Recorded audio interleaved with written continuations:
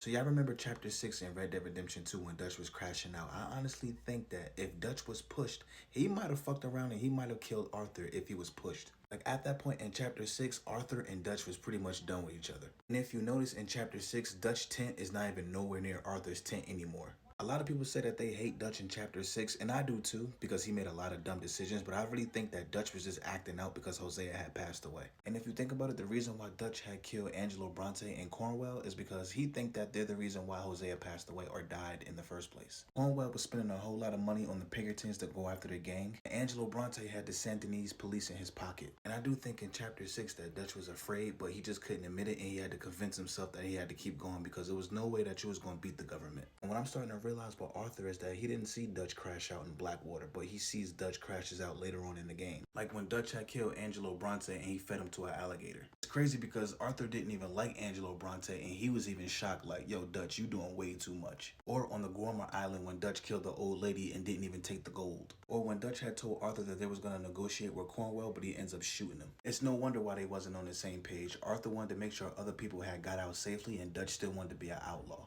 And the reason why chapter 6 is so depressing and sad because Dutch had looked at Arthur as a son. Fast forward, not only does Dutch leave Arthur in that oil warehouse, but he also leaves Arthur damn near to die. And I've always wondered what was going through Dutch's mind when he saw Arthur damn near dying right in front of him. But yeah, I've always wondered how would Red Dead Redemption 2 play out if Arthur never got sick but he still disagreed with Dutch. Personally, in my opinion, even if Arthur was 100% healthy in chapter 6, it really wouldn't have changed that much in my opinion.